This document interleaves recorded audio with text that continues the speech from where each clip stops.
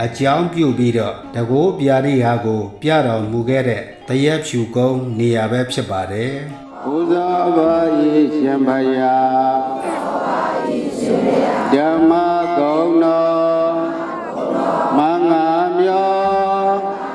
ဘုဇောဘာဤရှင်ဘယာသံဃာကုံတော်မင်္ဂမြောဘုဇောဘာဤရှင်ဘယာမိဘကုံတော်မင်္ဂမြောဘုဇောဘာဤရှင်ဘယာဆရာကောင်းတော်မင်္ဂမြောဘုဇောဘာဤရှင်ဘယာရှိဖို့ပြီလောက်ကလေးတွေအောက်ချလာတတ်တောင့်တတ်တာဖြစ်မဲ့ဣရိယာပုအမေကြီးတွေအဘတို့ရွယ်တွေယူဆိုင်ပါသဘောပေါက်လားတတ်တောင့်တတ်တာဣရိယာပုပြင်ပြောင်းနေရယူပြီးတော့သမိုင်းပြောမယ်ရေရှည်ပေးတည်ပြီးတော့မထိုင်နဲ့မူးမိုက်ပြီးလဲတယ်လို့ပြောတာရှင်းမှာအဖွဲတွေကြုံထားလို့သဘောပေါက်လားမှန်ပါဗျာ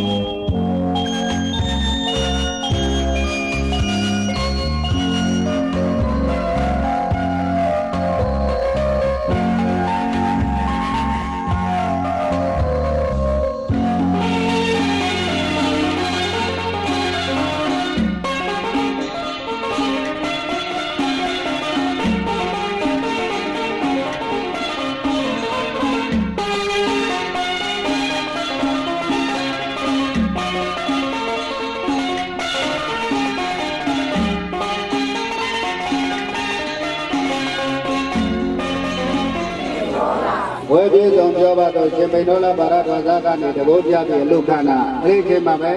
ဘာသာမေးတဲ့ရာဇကျော်တတိယရှင်ပိန်တော်လာတဘိုးပြပြလူခန္ဓာကိုမြင်လိုက်ရတော့ပေးဆောင်ပြီးတော့သူ့ရဲ့ကရိယာတလူခန္ဓာရဲ့ကြီးညောမဲ့ပြောထားတယ်နိဗ္ဗာန်ပါလောက်ကျွေးတင်ပါれရေတို့ရေတို့လေတို့ဗမာနိဗ္ဗာန်ပါလောက်ကျွေးရရှာရာဖြစ်စေသူဖြစ်စေကွယ်နိဗ္ဗာန်ပါလောက်ကျွေးတင်ပါれနိဗ္ဗာန်ရှာဒီနေပါလေယေသူမတိမဆပိကဘာသာလုံးလုံးလူချေရှောင်းဤမိဘနဲ့ချာရှိနေပါလေယေသူမတိမဆပိကဘာသာလုံးလုံးလူချေရှောင်းဤအဲဒါမို့ဘုရားဘုရားဗျာအတိတွေတိုးပြီးတော့အမေတို့ဖေတို့ကြံနေသေးတဲ့ပုဂ္ဂိုလ်တွေဟာအမေတို့ဖေတို့မိပြီးရမယ်ကုသိုလ်တွေအမိရယူထားဖို့မလိုလားယူလဲယူနိုင်ကြပါသေးဆက်လဲဆက်နိုင်ကြပါသေးမြတ်စွာဘုရားဆင်းပြီးသင်္ကတ္တနတ်ကိုသရင်ကျော်လာပြည့်နေ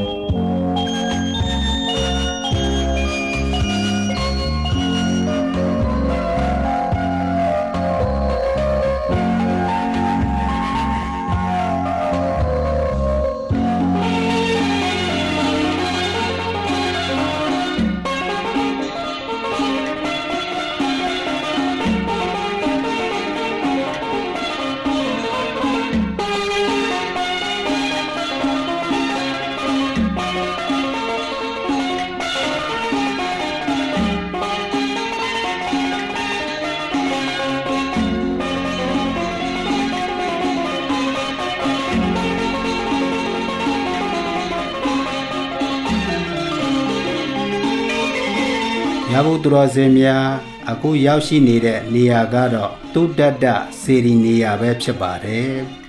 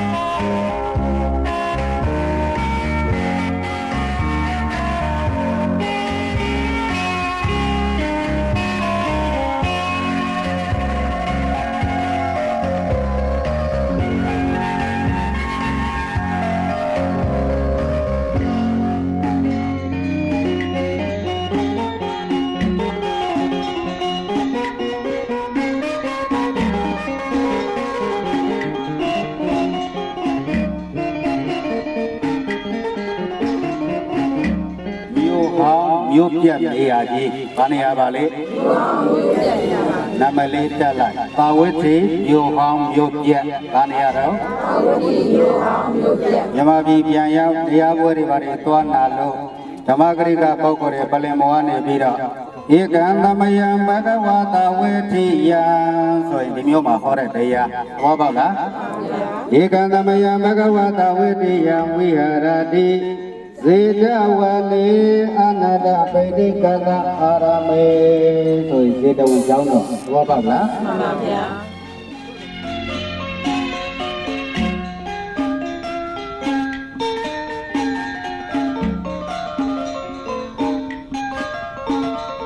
သာနေတော်သည်ဘာဝတိပြေခေါဏကရေလူနေများလာသည်ငါကရေမာအရိယာရှေခာနေတော်သည်လူရခေါဏကရေရှိတာငါကရေအရိယာဖြစ်နေတဲ့မြို့ကြီးပါလာမျိုးတွေခုတ်လို့သာထွေကဗျာကြွလာမမဘူးရတရားပြတော်မူရှာမေတ္တာတတ်တဲ့ဗုဒ္ဓမြတ်စွာဆောင်းနေငယ်အောင်ရင်သတ္တတာပါတဲ့ဘဏ္ဍပါမြတ်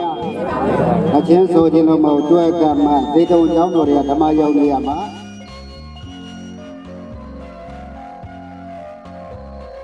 ရဘုသူတော်စင်များအခုရောက်ရှိနေတဲ့နေရာကတော့ဗုဒ္ဓစာပေသမိုင်းမှာနာမည်ကြီးခဲ့တဲ့ဇေတဝန်ကျောင်းတော်ကြီးပဲဖြစ်ပါတယ်ဇေတဝန်လို့နာမည်ကြီးတာဟာဇေတဝနပါဠိကနေဆင်းသက်လာပြီးမူလချမ်းပိုင်ရှင်ဟာဇေတာမင်းသားပိုင်ဆိုင်တာဖြစ်ပြီးဥယျာဉ်ချမ်းမြေကြီးကိုကျောင်းတကာကြီးအနာတပိန်တထေးကဝယ်ယူခဲ့တာဖြစ်ပါတယ်ဥယျာဉ်ချမ်းမြေကြီးဝယ်ယူခဲ့ပြီးကျောင်းဆောင်၃ဆောင်ကိုလည်းဆောက်လုပ်လှူဒန်းခဲ့တာဖြစ်ပါတယ်မုတ်ဦးနေရာကိုတော့ချမ်းပိုင်ရှင်ဇေတာမင်းသားကဆောက်လုပ်လှူဒန်းခဲ့ပါတယ်ဥယျာဉ်ချမ်းမြေဝယ်တာ18ကလေးအကုန်ကြခံပြီးကျောင်းဆောင်3ဆောင်အတွက်လည်း18ကလေးအကုန်ကြခံကဆောက်လုပ်လူတန်းခဲ့ပါတယ်ရေစက်ချပွဲကို6လတိုင်တိုင်ကျင်းပပြီး18ကလေးအကုန်ကြခံကရေစက်ချပွဲကြီးကိုကျင်းပခဲ့ပါတယ်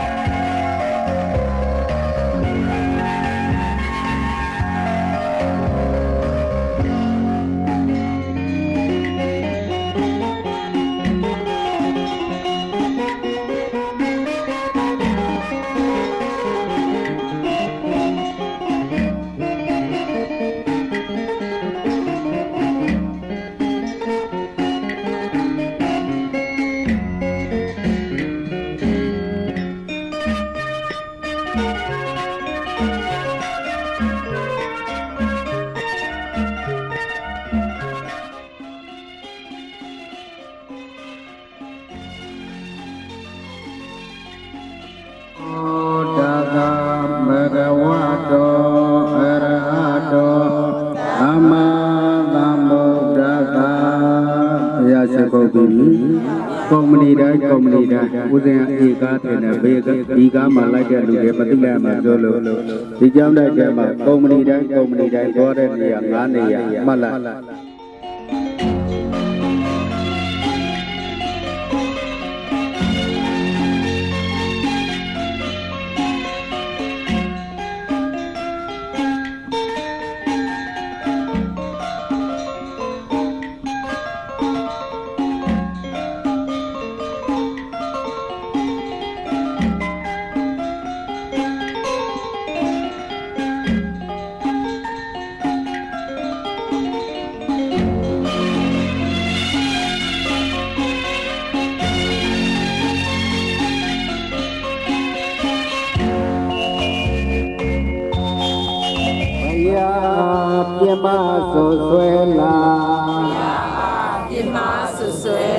Oba donya bayanya swa Iji yeme pishin dikha Ko wong pyalo chua chua sunya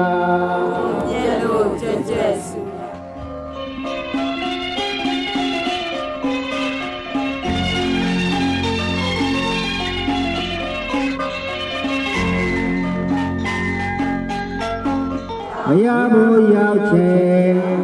Ship bo ke to Dana tila Bhavana kammo Su su do ti Bodhi nyaye Ya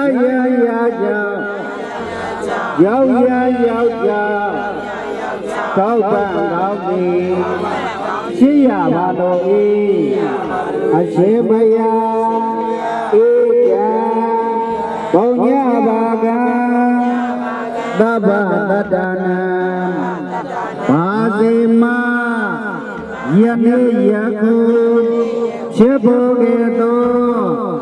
Kudo kamo Abo sudoko Asima Harus kolaya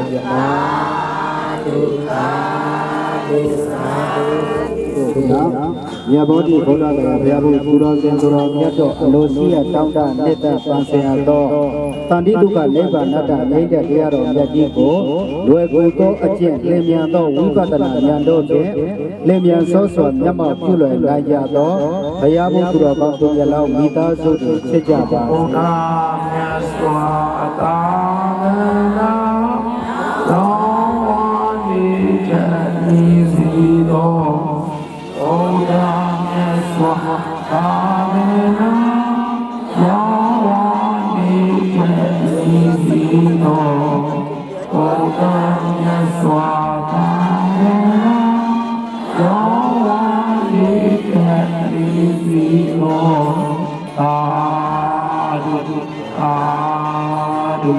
Adu. เ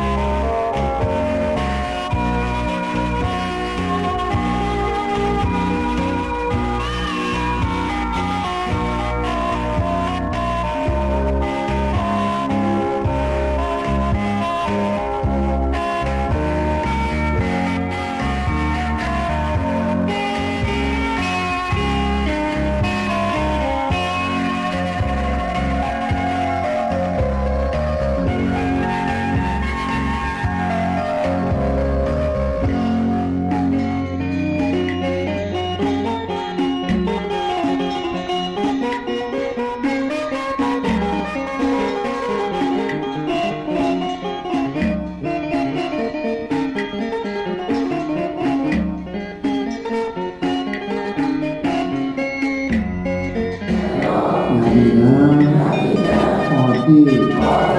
ခိတာဟောတိနာတေယောနောဝိရောတို့ဤယာတိနံစေရောပေါင်းတို့ဤဣဒံဣရိယာနိုင်ငံမြစီမဒေတာတောင်ကြီးမြို့စေတဘုံကျောင်းရာဘုံရောက်ချင်းညမတော်တဲ့၌ဒီလိုရရှိသောရှင်မြတ်တဲ့အားဒီစီလေးပါသိစီရလို့ပါဒီဝေဝတ္ထုစက္ကဒီနာခြင်းသည်ဟောတိပါဠိတရားညာပေယောသင်္ချာရှိသောသင်္ချာမရှိသောစေမျိုးပေါင်းတို့သည်ဒုက္ခိတာမိတော်တို့၏ကုသိုလ်ဖို့ကိုရရှိကြကုန်၍ကိုယ်စိတ်နှပြဉာဏ်မှာချမ်းသာကြကုန်သည်ဟောတုဖြစ်ကြပါစေကုန်သော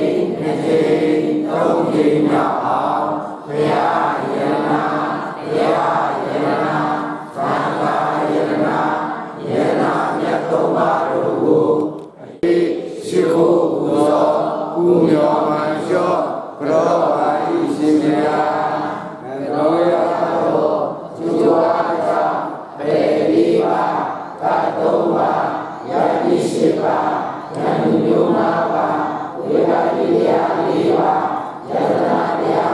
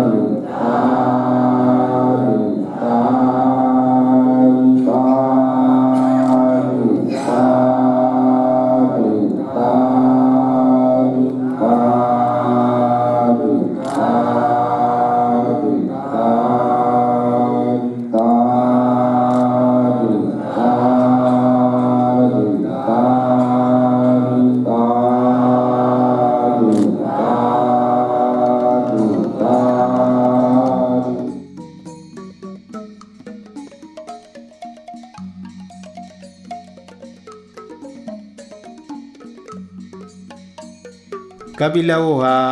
ရသော်ဖျားလက်ထက်တော်အခါတုန်းကရသော်ဖျားရဲ့ခမဲ့တော်တုတ်တော်ရဏမင်းကြီးထီးနှံဆိုင်တဲ့မျိုးဖြစ်ပါတယ်ဘုရားလောင်းတော်ပိဋကထမင်းသားဟာအသက်16နှစ်မှ29နှစ်ရွယ်ထိရတော်တရားမှုရှိတဲ့မိဖုရားပေါင်း4000ချမ်းရံပြီးထီးနှံစည်းစိမ်ကိုစံစားခဲ့တဲ့မျိုးဖြစ်ပါတယ်ကပိလဝတ္ထုနန်းတော်ရသည်ဘယင်ကြီးတုတ်တော်နာအားရမင်းဆက်ဩကာကာမင်းဆက်ရဲ့နန်းတော်ရနော်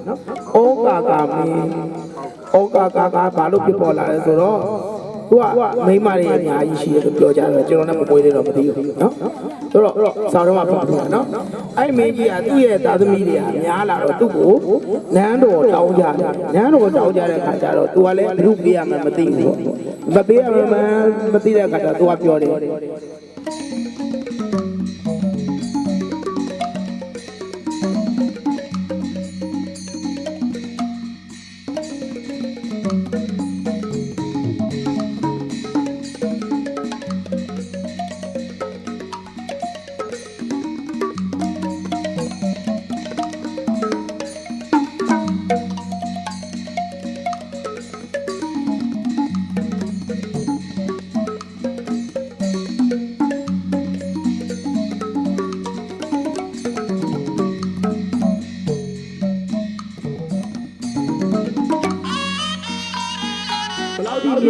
သူတို့ဒီပြင်ပသွေးကို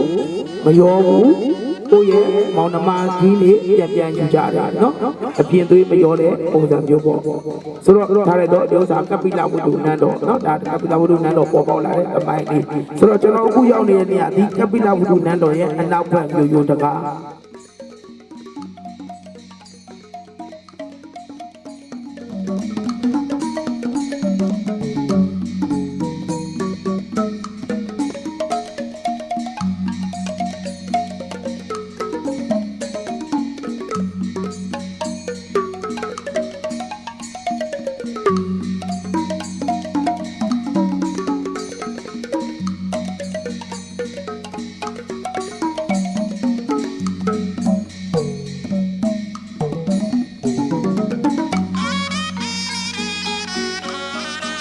ရဗုဒ္ဓလောင်းတော်ပိဋကထမင်းသားဟာဒီကပ္ပလမြို့တော်မှာပဲသူအိုသူနာသူတေယဟန်ဆိုတဲ့နမိတ်ကြီး၄ပါးကိုမြင်မှတ်လို့တောထွက်ခဲ့တဲ့အရှိမုတ်တကားကိုလည်းတွေ့ရှိကြရပါတယ်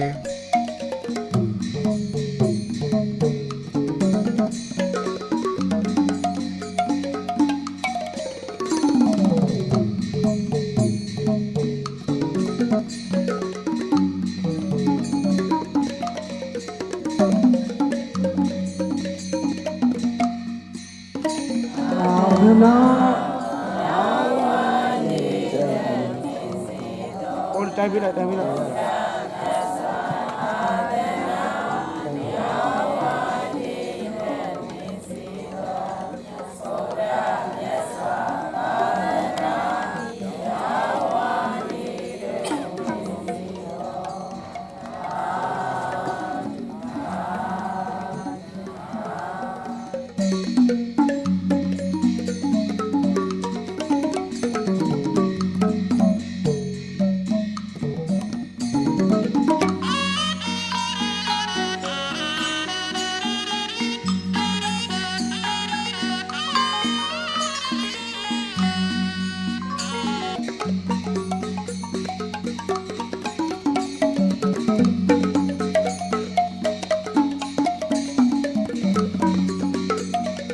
နော်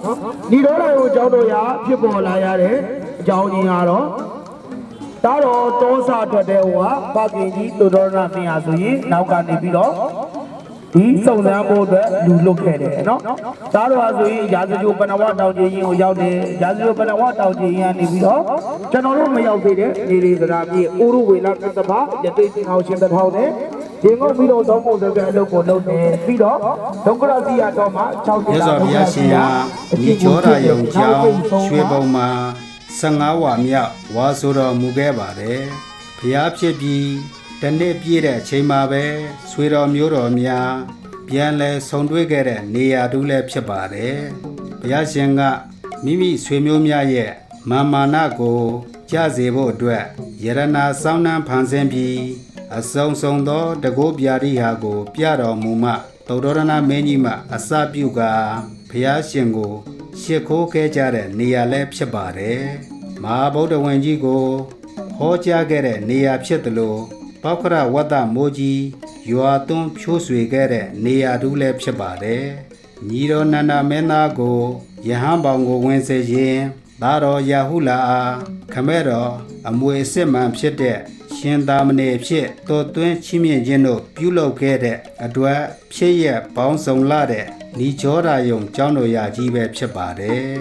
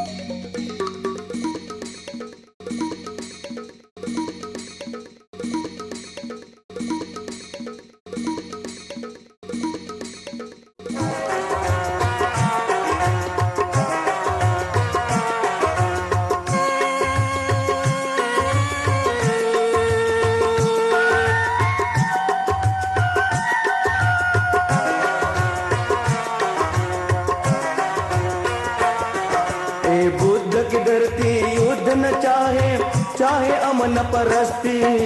बुद्ध की धरती बुद्ध की धरती युद्ध न चाहे चाहे अमन परस्ती बुद्ध की धरती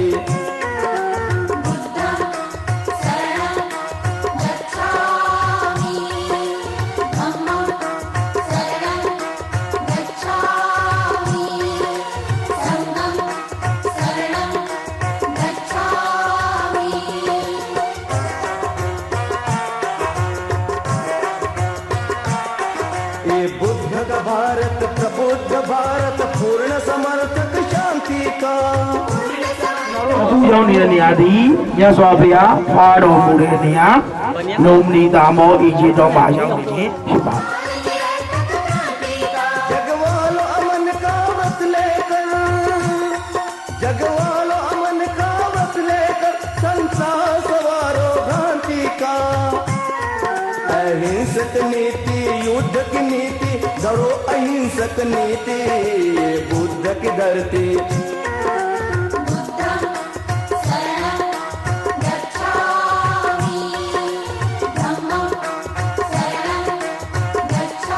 လုံးမနီဟာလွန်ခဲ့တဲ့နှစ်ပေါင်း2500ကျော်ကအင်ဂျင်ပင်မျိုးတို့နဲ့ဝေစာစိတ်ဆူနေတဲ့တောတစ်ခုဖြစ်ခဲ့ပါတယ်ကပိလဝတ်နေပြည်တော်နဲ့ဒေဝရနေပြည်တော်ဒေဝရဟနေပြည်တော်နှစ်ပြည်ချားမှာတည်ရှိပါတယ်အဲ့ဒီအင်ဂျင်တော်မှာပဲလောကသုံးပါးတို့ရဲ့အထွတ်မြတ်ဖြစ်တော်မူသောဗုဒ္ဓအလောင်းတော်ကိုဖွားမြင်တော်မူခဲ့ပါတယ်မေတော်မာယာဟာကိုယ်ဝန်ရင့်မာနဲ့မိဘဆွေမျိုးများရှိရာဒေဝရဟကိုအသွာလုံမနီဥယျာဉ်ကိုဝင်ရောက်နားနေခိုင်းမှာပဲအလောင်းတော်မင်းသားကို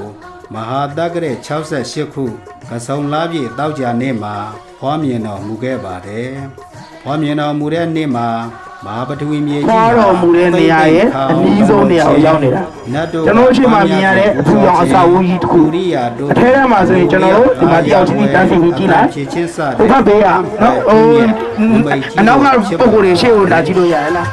यो स्वयं और जीने दो औरों को महा उपदेश दिया मानो को जहाँ मानवता दी နောက်အညလုံးရဲ့အလယ်မှာကျွန်တော်တို့နှာခေါင်းပုံစံအမှတ်အသားတစ်ခုရှိတယ်အဲ့ဒါဒီနေပါလီအခရာနံပါတ်1နောက်ဆိုပြီးနော်သူတို့အားကြတော့ဒီနေရာကိုဖျားလို့သတ်မှတ်ထားတယ်ဆိုတော့သူတို့ရဲ့ဒါကထိုးစားတိုင်းဖျားတည်ထားခြင်းဖြစ်တယ်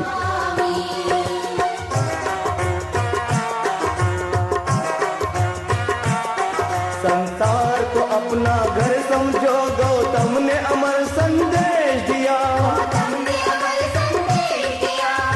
यो स्वयं और जीने दो औरों को महा उपदेश दिया मानव को जहाँ मानवता दी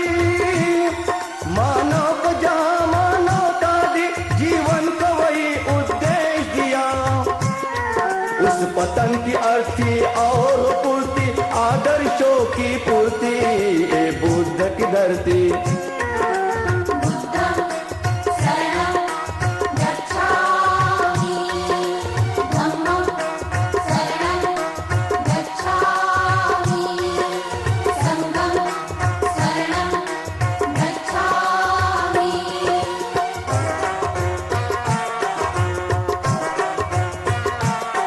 वो बुद्ध ने मानव हित में किया उस कार्य का उत्तम क्या कहना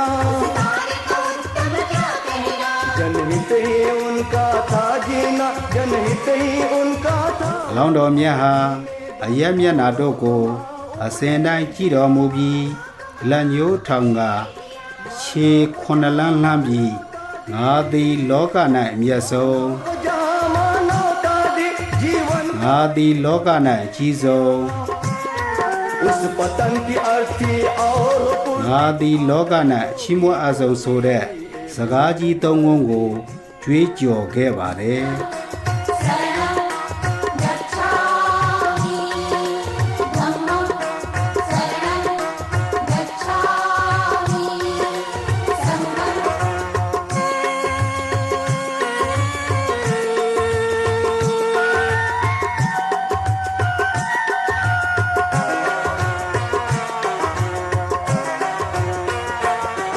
ए बुद्ध की धरती युद्ध न चाहे चाहे अमन परस्ती ये बुद्ध की धरती ए बुद्ध की धरती युद्ध न चाहे चाहे अमन परस्ती ये बुद्ध की धरती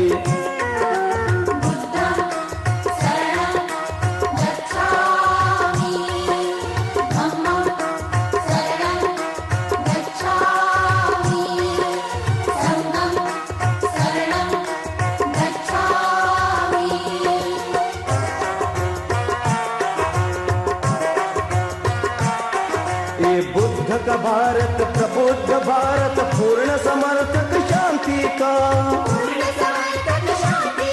सम्मान बड़ा अहिंसा का यहाँ ओ काल निरर्थक क्रांति का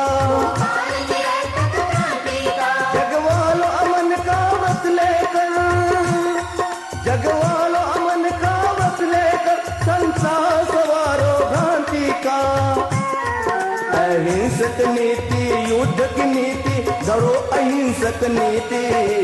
बुद्ध की धरती အတော့ကကြောက်စားတိုင်းကိုဖယားလောင်းတော်ဖွားမြင်တော်မူခဲ့ရာအထိမ့်မဲ့ဖြစ်နေ တိရိဓမ္မသောကမင်းကြီးကစိုက်ထူခဲ့တာဖြစ်ပါတယ်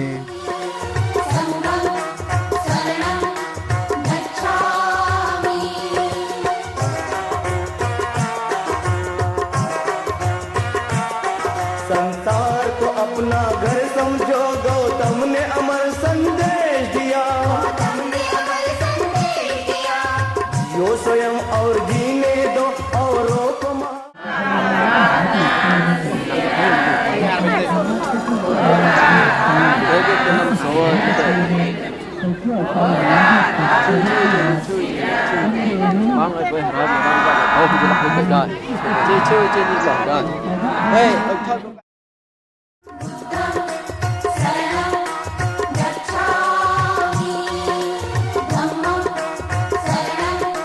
ရဗုဒ္ဓလောင်းတော်ဖွာတော်မူတော့ကဘုရားလောင်းနဲ့မေတော်တို့ကိုလက်တန့်စင်ဆေးကြောပြီးချမ်းမြကြည်သာဝေဒနာမရှိစေခြင်းအလုံးငါကောင်းငင်ကနေရေဘူးရေအေးနှစ်သွဲကြာဆင်းလာတဲ့အထိမ့်မှဖြစ်နဲ့ပြုလုပ်ထားတဲ့မေတော်မှာ